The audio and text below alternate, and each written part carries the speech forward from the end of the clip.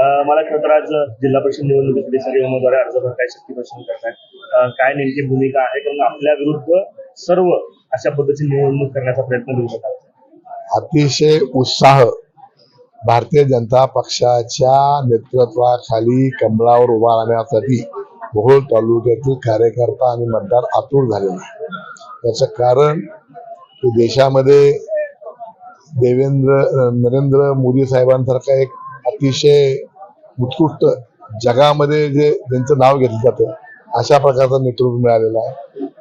राज्यामध्ये देवाभाऊ देवेंद्र फडणवीस सारखे एक उमद तरुण नेतृत्व या राज्याला मिळालेलं आहे.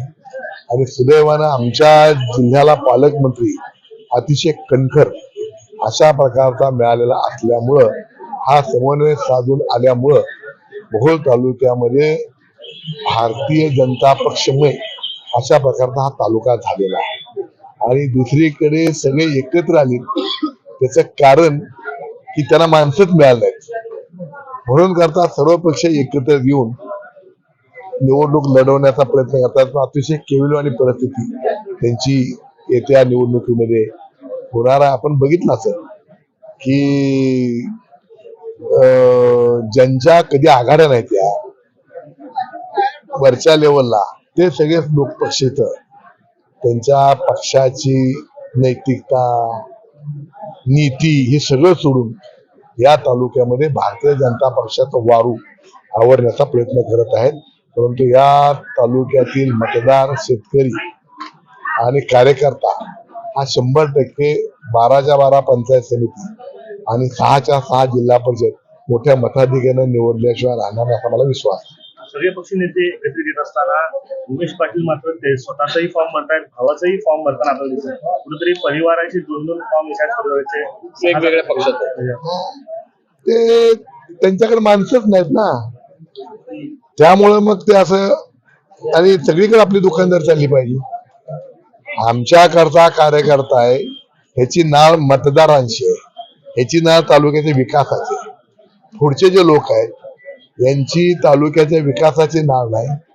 ह्यांचा कार्यकर्ता जनतेसाठी म्हणून काम करत नाही तर सत्तेतून संपत्ती मिळेल का, म्हणून गिरायक कुठलं बी आपल्या दुकानात जावं म्हणून करता ह्या पक्षात नाही त्या पक्षात नाही त्या पक्षात नाही अशा प्रकारची त्यांची केविलवाणी अवस्था झालेली. लोक आता ओळखतात सगळं. अनगरकरांच्या विरोधातच ही निवडणूक असल्याचं सांगतायत उमेश पाटील. त्यांना अनगरकरांचं बोलल्याशिवाय करमतच नाही.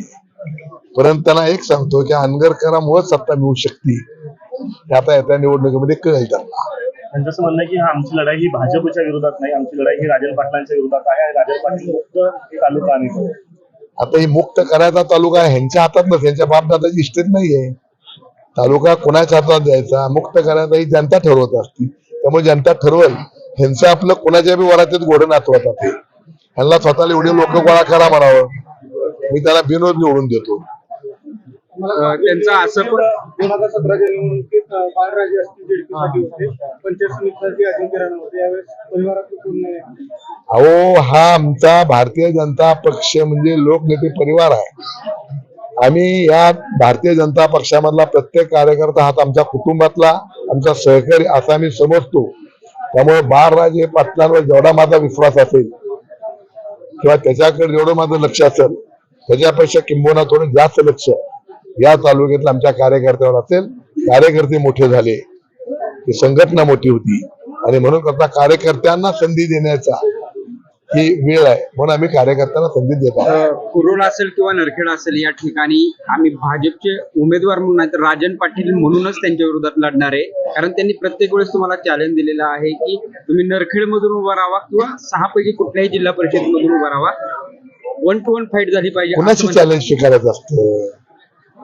चॅलेंज स्वीकारायचं असतं की आपल्या बरोबरच्या माणसाची.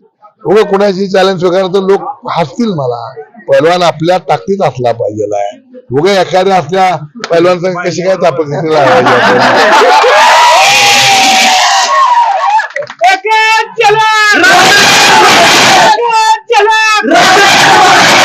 त्यामुळे कुस्ती करायची असती ती आम्ही पैलवान बघून करायची असती.